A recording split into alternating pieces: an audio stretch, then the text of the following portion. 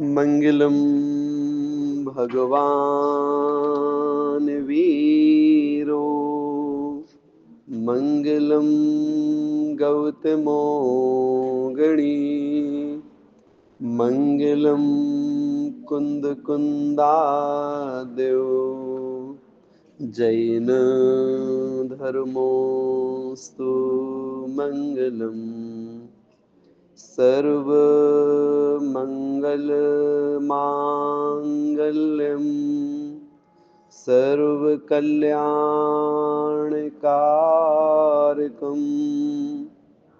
प्रधानम सर्वधर्माणां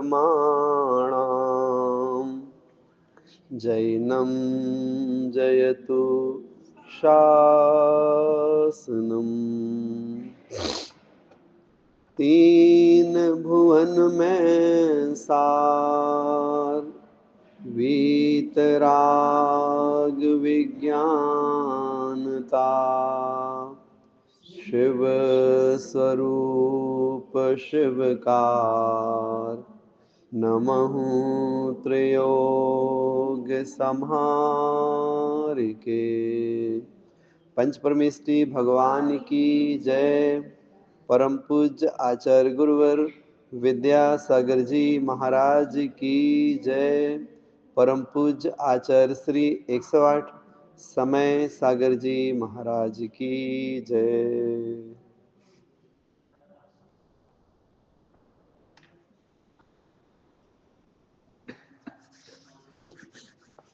थोड़े प्रश्न करते हैं। आज का पहला प्रश्न है, बंध तत्व की भूल बताने वाली पंक्ति बोलिए जी। शुभ अशुभ बंध के फल मझार रति अरति करे जिन पद विसार निज पद। ठीक है, आइएगा। हमारा अगला प्रश्न है, जो आश्रव तत्व है उसकी भूल बोलिएगा। रागादि प्रगटिए दुख दे तिन्ही को सेवत दिन गिनत चैन। रोली जी, अजीव तत्व की भूल बोलिए।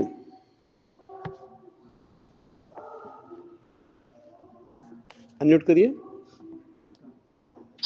मैं बोलूं भैया जी? बोलिए। तन उपजते अपनी उपज जाने तन नचते आप को नासमान। बहुत बढ़िया।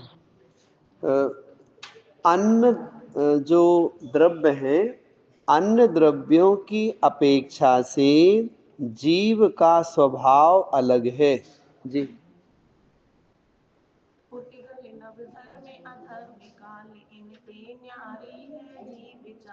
ठीक, बस एक ही पंक्ति है ना। अब बताना है कि अहंकार और ममकार भी अच्छी मान्यताएं नहीं हैं, ये बताने वाली पंक्तियां। आप बोलो।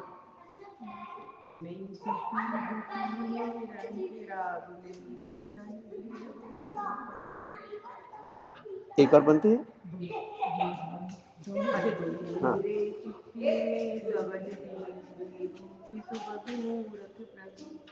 जीव का लक्षण क्या है, ये बताने वाली पंक्ति जी। क्या जीव का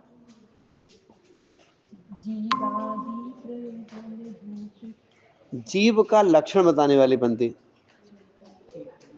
चेतन को चेतन को है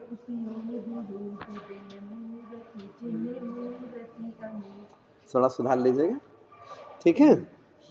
तो ऐसे करके हमने जीव, अजीव, आश्रव, बंध और संवर तत्व तक की जो भूल है उसके बारे में विषय सुन लिया है। जब हमने संवर तत्व के बारे में कहा तो यहाँ लिखा हुआ है, आत्म हित हेतु, अर्थात आत्मा के लिए कल्याण में कारण। आत्म हित हेतु, आत्मा के लिए कल्याण में कारण क्या है? वैराग ज्ञान, वैराग्य और ज्ञान, ये दोनों चीजें जो हैं ये हमारे आत्मा के लिए कल्याणकारी हैं। लेकिन जो मिथ्या दृष्टि जीव है उसे वैराग और ज्ञान ये दोनों अच्छे नहीं लगते हैं। ते लखें आपको कष्टदान, उसे वैराग और ज्ञान कैसे लगते हैं? कष्टदायी लगते हैं। तो वही बता रहे हैं, ये हम सबके लिए संवर तत्व की भूल है, ये भूल नहीं होनी चाहिए जी।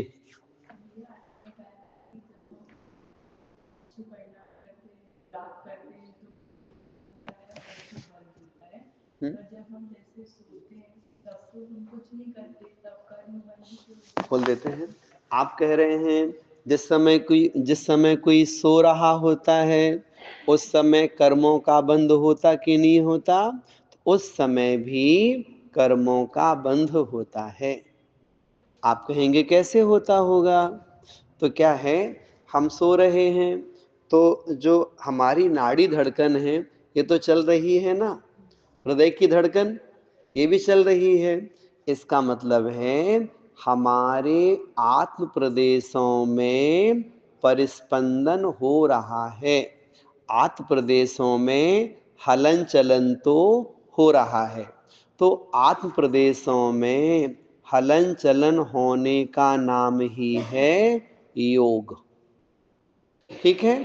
अब जिस समय हम सो रहे हैं उस समय कर्म का उदय होता कि नहीं होता? कर्मोदय चल रहा कि नहीं चल रहा है? कर्मोदय उस समय भी चल रहा है। सोते समय भी मोहिनी कर्म का उदय चल रहा ना, कषाय का उदय चल रहा है। तो हम कह सकते हैं जब हम जाग रहे हैं, काम कर रहे हैं, उस समय पुण्य बंध ज्यादा होता है, पाप बंध भी ज्यादा होता है ना। लेकिन जब सो रहे हैं उस समय भी पुण्य पाप कर्मों का बंध तो होता है, लेकिन स्थिति अनुभाग कम पड़ता है। मतलब कम फलदान शक्ति वाला पुण्य पाप का बंध होता है सोते समय। नहीं नहीं, दोनों बोला ना हमने, पुण्य का भी पाप का भी, दोनों प्रकार के बंध संभव हैं, उसमें कोई दिक्कत नहीं है। मतलब आप ऐसे समझिए ना, कई बार होता है ना कि आपने मंत्र जाप किया है, आपने अच्छा चिंतन किया और आप सो गए आप, एक अच्छे संस्कारों के साथ आप लेटे हैं, है ना, तो समय मतलब पुण्यबंध अच्छा हो गया। ऐसे कई बार कहते हैं कि अब सोने से पहले कोई टीवी देख रहा है, मोबाइल चला रहे हैं, मोबाइल में कुछ देख रहे हैं और देखते देखते मोबाइल छूट गया और सो गए, है ना। तो वो हमारे परिणाम कैसे हैं, है ना, उन परिणामों के आधार पे वो बंद होता है। कई बार बोलते हैं ना बहुत अच्छा स्वप्न आया, कई बार बोलते हैं आज तो डरावना स्वप्न आया। तो वो दोनों चीजें यथायोग आप लगा लीजिए। पुण्य बनेगा तो कम अनुभाग स्थिति वाला बंधेगा, पाप भी बंधेगा तो कम वाला ही बंधेगा, लेकिन जागते समय वो पुण्य पाप बंध ज्यादा अनुभाग वाला पड़ता है, ये समझिएगा। तो भैया जी जैसे सपने में अगर सपना आया कि किसी को कोई मार रहा है तो उसमें वो बंध वैसे अपन को पड़ जाएगा? नहीं नहीं, कोई किसी को मार रहा उससे नहीं, मतलब उस समय हमारी परिणति कैसी है, हमें जो कर्मों का बंध होता है वो कर्मों का बंध हमें हमारे परिणामों से होता है, वो क्रिया देखते हुए नहीं। क्रिया तो कुछ होती नहीं, तो जैसे क्रिया हमने देखते सपना हुए देखा हैं। जैसे हमने सपना देखा कि हम महाराज जी का बड़गान कर रहे हैं, हाथ दे रहे हैं, तो वो भी हमें वो अच्छा सपना कहलाएगा, वो अच्छा सपना कहलाएगा। इसमें पुण्य बंध की विशेषता होगी इसमें। और इसमें पाप बंध पड़ जाएगा, हम ही को पड़ जाएगा, मतलब हमने क्योंकि ऐसा सपना। हाँ जी, ठीक है, आज की पढ़ाई शुरू करें। 7वें नंबर का छंद है, इसका उच्चारण करेंगे जी, बोलिए।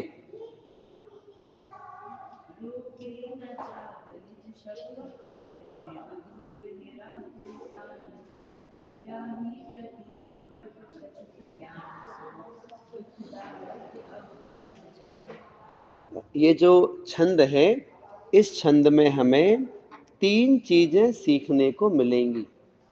एक बताया जाएगा निर्जरा तत्व की भूल, मोक्ष तत्व की भूल, और फिर अगृहीत मिथ्या ज्ञान। ठीक है ना?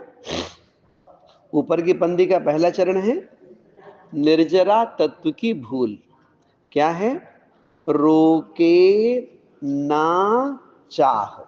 चाह माने इच्छा। हमने क्या किया?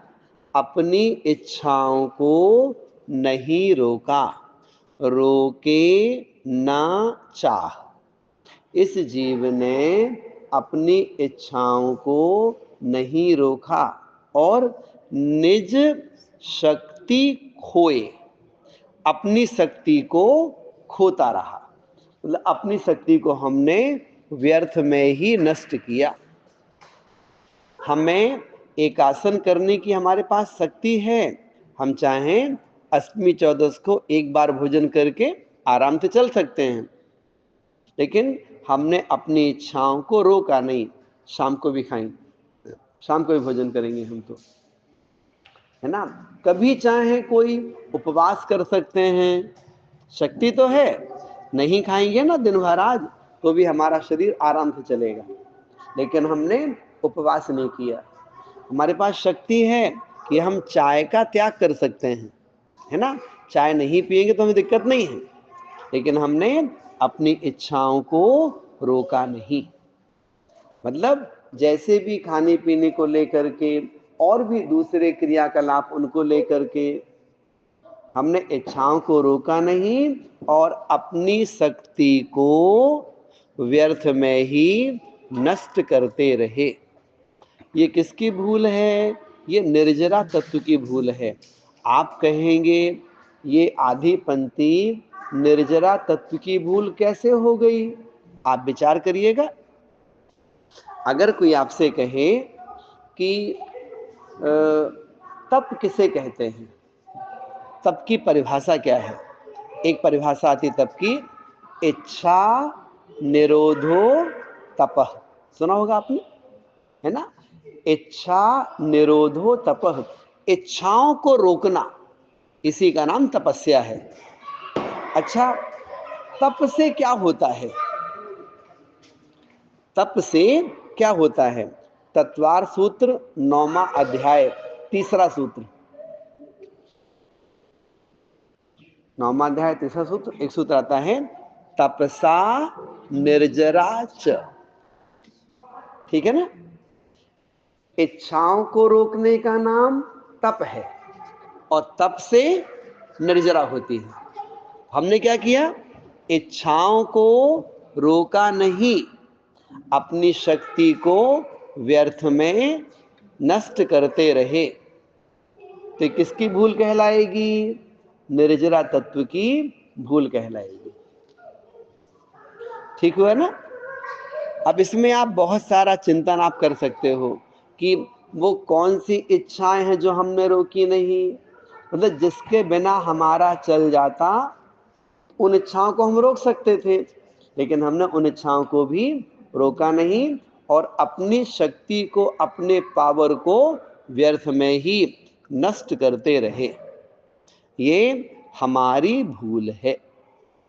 वो चीज यहां पर हमें सिखाई गई है। ये निर्जरा तत्व की भूल कहलाएगी। अच्छा, निर्जरा किसे कहते हैं? तो क्या बोलेंगे?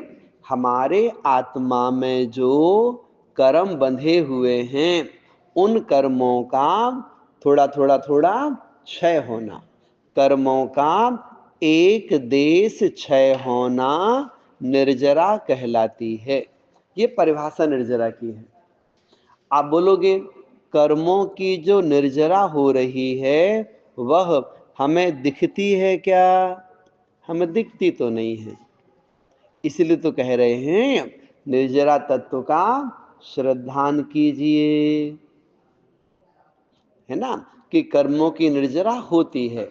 एक बार की बात थी, कोई माता जी आचार्य श्री के पास पहुंची और माता जी कहती हैं कि आचार्य श्री इतने उपवास करते हैं, इतनी साधना करते हैं, तीनों टाइम सामायिक करते हैं, और आप कहते हैं ये सब करने से कर्मों की निर्जरा होती है, हमें दिखता तो है ही नहीं है। भाई मालूम तो पड़े, भाई ऐसा कुछ हो जाए जिसकी निर्जरा ज्यादा हो, उसका वजन कम होता जाए, तो मालूम पड़े भाई निर्जरा हो रही है ना। तो आचार्य कहते हैं कर्म कैसे होते हैं, सूक्ष्म होते हैं, और सूक्ष्म का मतलब क्या होता है, वेटलेस, वजन नहीं होता कर्मों में। तो हम कैसे करें, क्या करें बताइए, हमें दिखे कर्मों की निर्जरा हुई तो हम तो उपवास करें। फिर हम आचार्य श्री कहते हैं ये हम सब के लिए श्रद्धान का विषय है। श्रद्धान का विषय कैसे है, वो ऐसे है कि खोटे परिणाम करने से पाप कर्मों का बंध होता है, धार्मिक अनुष्ठान करने से पुण्य का बंध होता है ना। धर्म आचरण का संकल्प लेने से आते हुए कर्म रुकते हैं, कर्मों का संबर होता है। तप आदि करने से बंधे कर्मों की निर्जरा होती है। ये सब चीजें कैसी हैं, हम सबके लिए श्रद्धान करने योग्य हैं। जैसे ये अरहंत भगवान हैं, तो आपने कैसे कहा अरहंत भगवान है ये, क्योंकि इन्होंने 4 घातीय कर्मों का क्षय किया है। तो किसने देखा कि इनने कर्मों का क्षय किया है, किसी ने देखा तो है नहीं है, फिर भी हमें इन सब बातों का विश्वास है। तो विश्वास मीन्स श्रद्धान, वो श्रद्धान ही सम्यक दर्शन है। तो अभी हमें निर्जरा तत्व का श्रद्धान है कि नहीं, तो ये पंक्ति बता दी आपके लिए कि आप शक्ति अनुसार अपनी इच्छाओं को रोकते हैं कि नहीं। अगर इच्छाओं को रोकते हैं तो कर्मों की निर्जरा होती है, तो उस तत्व का श्रद्धान मजबूत होता है। ठीक है। अब कहते हैं मोक्ष तत्व। मोक्ष किसे कहते हैं, आपको पता है, समस्त कर्मों से रहित आत्मा की शुद्ध अवस्था का नाम मोक्ष है। ठीक है। अब विशेषता क्या होगी मोक्ष की, तो जो चीज हमारे पास यहां है मोक्ष में वह कुछ भी नहीं है। एक उदाहरण आपको छोटा सा देते हैं। 3 यात्री थे और सम्मेद शिखर की यात्रा करने गए, पार्श्वनाथ भगवान की वंदना की, वहां से लौटे तो पहले से पूछा गया आपने क्या मांगा भगवान से। उसने अपनी इच्छा बोल दी, वे हमने ऐसा मांगा पैसा मिल जाए, घर बन जाए। दूसरे से पूछा, उसने कहा मेरी शादी हो जाए, मैंने ऐसा कहा। तीसरे से पूछा आपने क्या मांगा, तो वो श्वेतांबर जैन था। वो कहता है मैंने भगवान से कहा मेरा सर्वनाश हो जाए, मेरा सर्वनाश हो जाए। तो दोनों ने पूछा ये तुमने क्या बोला भगवान से, ऐसा बोला जाता है क्या कि मेरा सर्वनाश हो जाए। तो वो कहता है देखो जो मेरा आत्म स्वरूप है इसका तो नाश हो नहीं सकता, इसके अलावा जो कुछ है वो मेरी आत्मा का है नहीं है, वो सब नाश हो जाए, वो सब नाश हो जाएगा तो मैं तो भगवान बन जाऊंगा, सिद्ध बन जाऊंगा मैं तो। आगे चल करके वो जो श्वेतांबर जी थे वो मुनिराज जी बने, वो बने आचार्य श्रुत सागर जी महाराज। अपने अपने आचार्य मतलब जो आचार परंपरा है संत सागर महाराज की, इसी परंपरा में वो आचार्य श्रुत सागर जी बने और बहुत निरीह वृत्ति वाले थे। इतनी निरीह वृत्ति कि कंकरों से माला फेरते थे। पत्थर छोटे छोटे टुकड़े रख लिए, 9 पत्थर सामने रख लिए और नमोकार बोलते गए, पत्थर खिसकाते गए। तो बोला पत्थर खिसकाते गए। वो अपने पास में जप माला भी नहीं रखते थे, और पत्थर गिनी माला, पत्थर अलग कर दिए, वहीं पर आगे बढ़ गए। तो ऐसी उनकी चर्या थी। तो वही है मोक्ष क्या है, जहां पर कुछ भी नहीं होता है। तो जहां कुछ नहीं है सब समाप्त हो गया, सब नष्ट हो जाता है, उसका नाम मोक्ष है। ऐसे मोक्ष की परिकल्पना यदि हम आपके सामने रखें, मोक्ष क्या कहलाता है, तो आपको लगेगा हम तो बहुत आकुलित हो जाएंगे, हम ऐसे स्थान पे नहीं रह सकते। जैसे मोक्ष में क्या नहीं है, मतलब शुद्ध आत्मा के पास क्या नहीं है, उनके पास कुछ भी नहीं। उनके पास इंद्रियां नहीं हैं, उनके पास शरीर भी नहीं, उनके पास पुण्य पाप कर्म भी नहीं, उनके पास परिवार भी नहीं, खाने पीने की चीजें भी नहीं, है ना, माता पिता नहीं, भाई बंधु नहीं, पत्नी नहीं, संतान नहीं। सिद्ध परमेष्ठी के पास क्या है, बाहरी कोई भी सुख सुविधा उनके पास नहीं है। अच्छा, रहते कहां पर हैं, रहते भी ऊपर झूमर की तरह रहते हैं। झूमर समझते हैं ना, कहाँ रहता है, सीलिंग में, है ना। तो वैसे ही लोक के अग्रभाग में जो सिर के आठ प्रदेश होते हैं ना, वो सबके चिपके हुए हैं, और बाकी शरीर अधर में है, आकाश में लटका हुआ है। शरीर मीन्स आत्मा, बाकी आत्मा कहाँ है, अधर में है वो। मतलब उनके बैठने के लिए कोई सिंहासन नहीं है, कोई चौकी नहीं, कोई पाटा नहीं, कुछ भी नहीं है। तो कहाँ रहते हैं, लोकाग्र में रहते हैं वो। आपसे कहा जाए सिद्ध अवस्था वो कहलाती है जहां पर आपको आगे आने वाले अनंत अनंत अनंत कालों के लिए अकेले रहना पड़ेगा। आपको जाना है तो लोग बोलेंगे हमको तो बड़ी आकुलता वहां पर होगी, ऐसे कैसे रह पाएंगे वहां पर हम। ठीक हुआ ना। तो वो चीज यहां पर सिखाई जा रही है। कह रहे हैं शिव रूप, मतलब शिव रूप जो मोक्ष स्वरूप है, तो मोक्ष स्वरूप को निराकुलता ना, हाँ नहीं सुनो तो पढ़ो तो, निराकुलता ना, मोक्ष स्वरूप में निराकुलता नहीं मानता है। इसका मतलब क्या, मोक्ष में आकुलता मानता है। आकुलता क्यों मानता है मोक्ष में, क्योंकि हमने संसार देखा है और संसार का ही सुख देखा है, संसार में ही वैभव देखा है। हमें क्या लगता है, हमें ये सब अच्छा लगता है, हमसे मिलने वाले लोग आए, हमसे बातें करने वाले लोग आए, हमें भोजन देने वाले हों, है ना, घुमाने फिराने के लिए ले जाएं, सारी व्यवस्थाएं करें, धन संपत्ति दें, स्वर्ण आभूषण दें। तो इसमें क्या होता है, इसमें अच्छा लगता है। अब मोक्ष में क्या है, ये सब कुछ नहीं है। ठीक हुआ ना। तो इसीलिए तो हमारे आचार्य कहते हैं आप मोक्ष छोड़ो, मोक्ष मार्ग में ही परिग्रह छूट जाता है। बात समझ रहे हैं ना। हमने आपसे कहा मोक्ष मार्ग में ही परिग्रह छूट जाता है, इसका अर्थ क्या हुआ जी, मोक्ष मार्ग में ही परिग्रह छूट जाता है, इसका मतलब क्या हुआ, इसका मतलब जो मुनिराज जी होते हैं ना, उनके पास कोई भी संपत्ति नहीं होती, घर परिवार सब उन्होंने छोड़ दिया। बात समझ रहे हैं ना। हाँ, तो जब हमारे यहां तो मोक्ष मार्ग में ही वस्तुएं छूट जाती हैं, जब मोक्ष में ही वस्तुएं छूट, मतलब मोक्ष मार्ग में ही वस्तुएं छूट जाती हैं, तो मोक्ष में आपको फिर क्या मिलेगा, अर्थात कुछ नहीं मिलेगा। बात समझ रहे हैं ना। स्वर्ग अलग चीज है और मोक्ष अलग चीज है। थोड़ा पुण्य करेंगे तो स्वर्ग मिलेगा, और बहुत पुण्य करेंगे तो पुण्य फले अरहंता, अरहंत बनेंगे, विशुद्ध बन जाएंगे, तो वहां पर कुछ नहीं मिलेगा। तो आचार्य कहते हैं मोक्ष में आकुलता मत मानिएगा।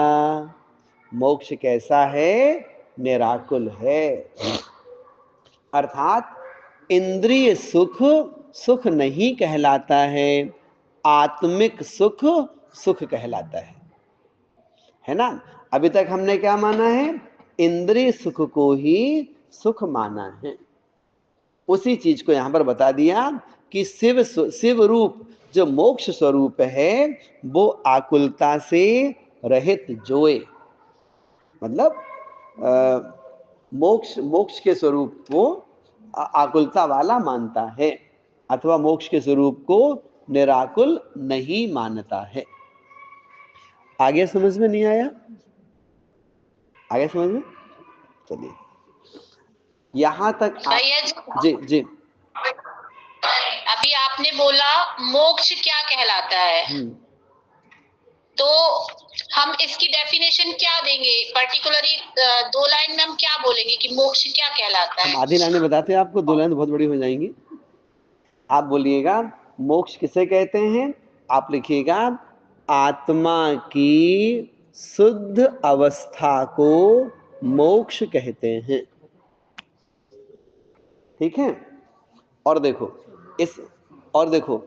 एक सूत्र आता है, तत्वार सूत्र, 10वां अध्याय, सूत्र नंबर 2, याद है किसी को? क्या दूसरा नंबर?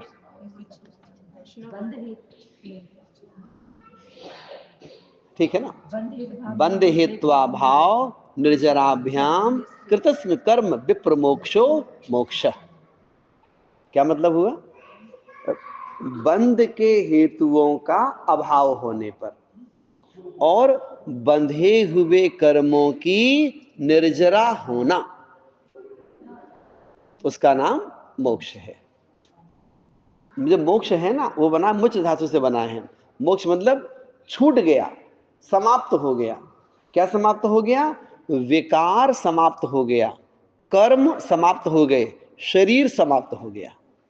जहां द्रव्य कर्म, भाव कर्म, नो कर्म, ये तीनों नहीं होते हैं, ऐसी आत्मा की शुद्ध अवस्था का नाम मोक्ष है। स्वप्निल जी? जी भैया जी, जी जी। चलिएगा आगे बढ़ते हैं। आपको यहां पर जीवादि 7 तत्वों की क्या भूल है, वो संक्षेप में बताई गई। ठीक है ना? तो यहां तक जो चर्चा हुई है ना, वो चर्चा हो गई अगृहीत मिथ्या दर्शन की। आप लोग बात समझ रहे हैं हमारी ना? अगृहीत मतलब कर्म के उदय से जो हो रहा है। किस कर्म के उदय से? मिथ्यात्व कर्म के उदय से विपरीत मान्यताओं का होना अगृहीत मिथ्या दर्शन कहलाता है। जो अगृहीत मिथ्या दर्शन है, किस कर्म के उदय से हो रहा है? मिथ्यात्व कर्म के उदय से। अगर कोई आपसे पूछे जो ये मिथ्यात्व कर्म है, ये किस कर्म का भेद है, क्या बोलेंगे? मोहिनी कर्म का। जो मोहिनी कर्म है ना, उसके 28 भेद होते हैं। उसका एक भेद है मिथ्यात्व। तो मिथ्यात्व कर्म के उदय से विपरीत मान्यताओं का होना, ये अगृहीत मिथ्या दर्शन कहलाता है। स्पष्ट हुआ? चलिए, अब कह रहे हैं अगृहीत मिथ्या ज्ञान। हमारा पुनः आपसे निवेदन है, समझ में नहीं आए जरूर पूछिएगा। ठीक है? अब बता रहे हैं अगृहीत मिथ्या ज्ञान। देखें, याही प्रतीति, याही मतलब जो प्रतीति है, तो याही प्रतीति, इसी प्रतीति, प्रतीति मतलब श्रद्धा, इसी श्रद्धा से जुत सहित, इसी श्रद्धा से सहित कछुक ज्ञान, कछुक जो कुछ भी ज्ञान है, इसी श्रद्धा से सहित जो कुछ भी ज्ञान है, सो अज्ञान जान, सो अज्ञान जान, उसे अज्ञान जानो। अज्ञान मतलब अगृहीत मिथ्या ज्ञान, क्योंकि अगृहीत की चर्चा चल रही है ना, तो अगृहीत मिथ्या ज्ञान का अर्थ भैया जी? जी, अगृहीत का अर्थ? जी जी जी, आप कह रहे हैं अगृहीत का मतलब क्या होता है? अगृहीत का मतलब होता है कि जिसको हमने इस भव में, इस पर्याय में ग्रहण नहीं किया है, जो भवों भवों से, अनादिकाल से हमारे साथ में चला आ रहा है, उसको बोलते हैं अगृहीत। आपको याद होगा, इसका उदाहरण दिया था आपको हमने कि आप सेठ हैं। हाँ सुन लीजिए, आप सेठ हैं। कैसे सेठ हैं? हम भी सेठ हैं, हमारे पिताजी भी सेठ थे, हमारे दादाजी भी सेठ थे, उनके पिताजी भी सेठ थे। ऐसे आप सेठ हैं ना, तो परंपरा से चले आ रहे हैं सेठ हैं। अच्छा आप कैसे हैं? भैया हमारे पास तो कुछ नहीं था, है ना, जो कुछ है हमने अभी कमाया है। जो अभी कमाया है ना, वो गृहीत है। जो परंपरा से चला आ रहा है वो अगृहीत है। अगृहीत मतलब अनादिकाल से मिथ्यात्व कर्म के उदय से विपरीत मान्यताएं चली आ रही है, वो कहलाएगा अगृहीत मिथ्या दर्शन, वही कहलाएगा अगृहीत मिथ्या ज्ञान। शिल्पी जी। जी भैया जी, चलिए, तो याही प्रतीति, इस प्रकार की इसी श्रद्धा के साथ सहित कछुक ज्ञान, जो कुछ भी ज्ञान है सो अज्ञान जान, उसे अगृहीत मिथ्या ज्ञान जानो। आप बार बार सोचेंगे एक शब्द क्यों छोड़ रहे हैं, है ना, तो उसका फल बताया जा रहा है कि अगृहीत मिथ्या ज्ञान कैसा है, दुखदायक, वो हमारी आत्मा के लिए दुख देने वाला है। आप बताइए ना, हमें दुख क्यों होता है? दुख इसलिए होता है कि हमारे पास समझ तो है लेकिन सही समझ नहीं है। हमारे पास में निर्णय लेने की क्षमता तो है लेकिन हम सही निर्णय नहीं ले पाते हैं। हम पुरुषार्थ तो कर रहे हैं, ज्ञानार्जन तो कर रहे हैं, लेकिन सही ज्ञानार्जन नहीं कर रहे हैं। हम जो ज्ञानार्जन भी कर रहे हैं वो सब मिथ्या मार्ग वाला ज्ञानार्जन कर रहे हैं। जो हमारी सोच भी है ना, हमारी सोच भी कहीं ना कहीं एकांत वाली है। हमारी सोच कैसी है? जो प्रशंसा करेगा हमारी उसको अच्छा मानेगा, प्रशंसा नहीं करेगा उसको बुरा मानेगा। तो विचारधाराएं कैसी हैं? विचारधाराएं अभी अच्छी तरह से सकारात्मक नहीं हैं, विचारधाराएं धर्म के अनुसार नहीं है। ये सब क्या है? ये सब अगृहीत मिथ्या ज्ञान कहलाता है और वो हमारे लिए दुख को देने वाला है, इसलिए दुखदायक, दुख को देने वाला अगृहीत मिथ्या ज्ञान है। याद रखिएगा, यदि आपके पास में 3 मटके हैं, है ना, और पहला मटका आपने उल्टा रखा है, तो दूसरा कैसा रखोगे उसके ऊपर आप? और तीसरा? अगर पहला मटका उल्टा है तो दूसरा भी उल्टे रख पाएंगे उसके ऊपर, और तीसरा भी। यदि यदि हमारा श्रद्धान मिथ्या है, मतलब पहला मटका उल्टा है, दूसरा कैसा आएगा? तो मिथ्या ज्ञान भी कैसा रहेगा? मिथ्या ज्ञान रहेगा। उसके साथ जो आचरण होगा वो भी उल्टे रहेगा। तो अगर मिथ्या दर्शन है तो ज्ञान भी मिथ्या कहलाएगा, चारित्र भी मिथ्या कहलाएगा। तो दशा कैसी है? पहला मटका उल्टा, श्रद्धान सही नहीं है, तो दूसरा मटका भी उल्टा है। अब तीसरा मटका अगली पंक्ति में आएगा। ये मिथ्या ज्ञान हो गया। ये कौन सा मिथ्या ज्ञान था? ये गृहीत के गृहीत? अगृहीत। बहुत बढ़िया। आइएगा अगला छंद और पढ़ लेते हैं, इनसे बुलवाते हैं जी। बोलिएगा वैशाली जी, बोलिए आप अगला छंद। इन जुत विषयानी में जो प्रवृत्त ताको जानो मिथ्या चरित्र, यो मिथ्यावादी निसर्ग जे जे गृहित सुने सोते ही। आएगा, इसको अल्लाह में सुनते हैं। विषयन में जो प्रवृत्तिता को जानो मिथ्या चरित यो मिथ्यात्वादि विसर्ग जे अवजे गृहीत सुनिए सुते। बहुत बढ़िया। ऊपर की पंक्ति का अर्थ करते हैं। अब आपको इस पंक्ति में अग्रहीत मिथ्या चारित्र की बात कही जा रही है, अर्थात तीसरा मटका भी उल्टा रखा जा रहा है दो मटकों के ऊपर। कैसे रखा जा रहा है? इनजुत। इनजुत मतलब इनसे सहित। किनसे सहित?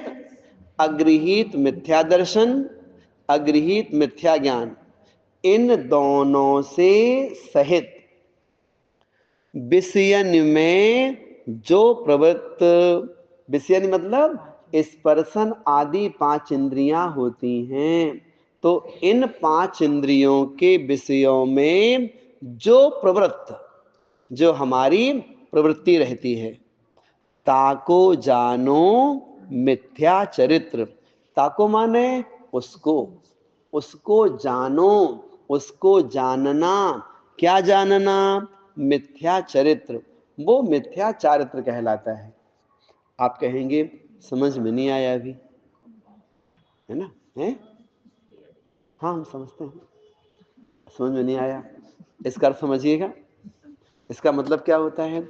इसका मतलब ये होता है कि आप संसार की दशा देखिएगा, मतलब आप जैनों को छोड़ दो, आप संसार की दशा देखिएगा कितनी खराब है। मतलब चारों तरफ आपको जो मार्केट में जो दुकानें दिखाई पड़ती हैं, ज्यादा करके दुकानें खाने पीने की मिलेंगी आपको।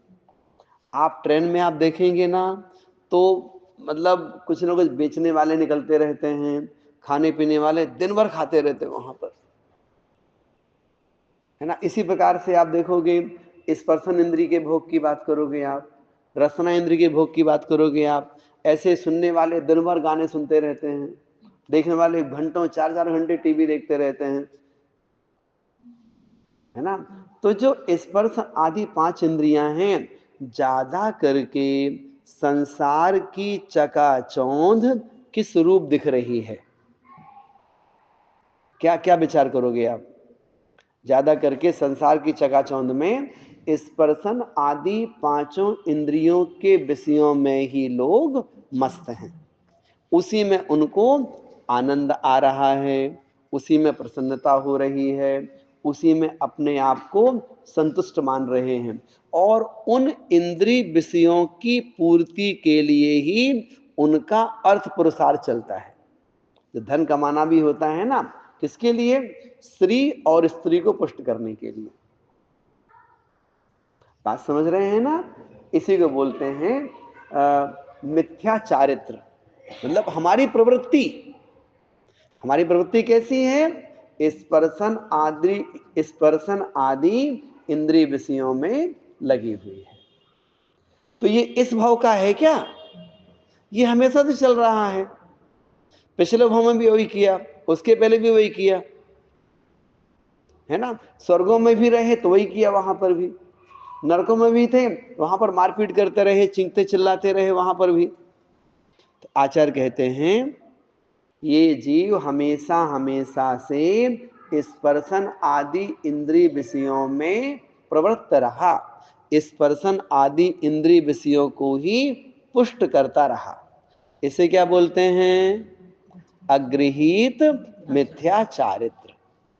एक मिनट, आप बताइए, मुनि महाराजों के 28 मूल गुणों में 5 महाव्रत होते हैं, 5 समिति होती हैं, 5 और क्या होते हैं? गुप्तियां 3 होती हैं, इंद्रिय विजय, 5 इंद्रिय विजय। बात समझ रहे हैं ना? 5 महाव्रत, 5 समिति, 5 इंद्रिय विजय, 6 आवश्यक और 7 शेष गुण।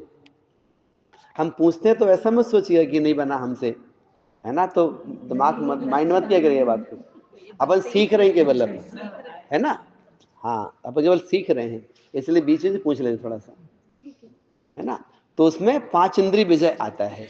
किसमें? मुनिराजों के मूल गुणों में। मतलब उनका चारित्र है वो। उनका चारित्र क्या है कि उन्हें 5 इंद्रियों पर विजय प्राप्त करनी है। उनका चारित्र है, वो चारित्र सम्यक चारित्र कहलाता है।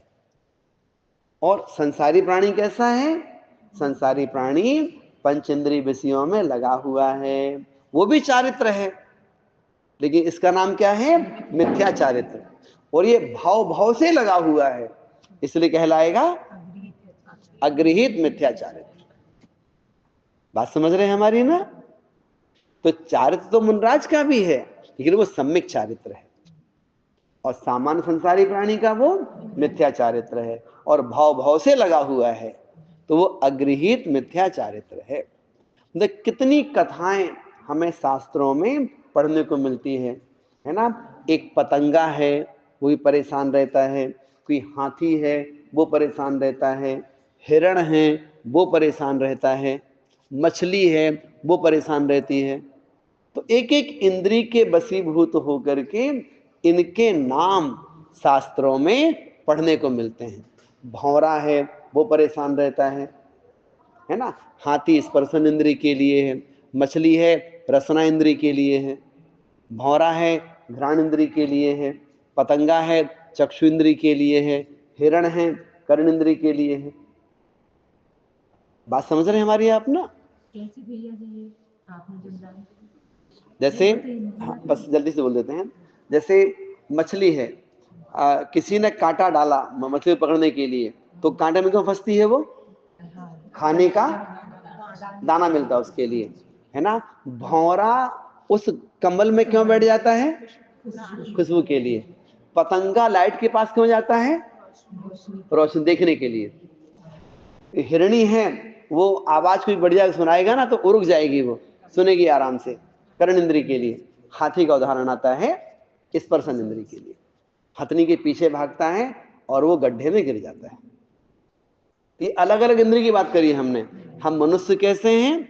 5 इंद्रियों में फंसे हुए। ठीक, आज इतना सीखेंगे। यहां तक अगृहीत मिथ्या दर्शन, अगृहीत मिथ्या ज्ञान, अगृहीत मिथ्या चारित्र, इनकी बातें पूरी हो गई। अब गृहीत का प्रसंग प्रारंभ होगा। हम बहुत संक्षेप में आपको विषय पढ़ा रहे हैं। ठीक है, इतना सीखते हैं। बोधि समाधि परिणाम शुद्धि।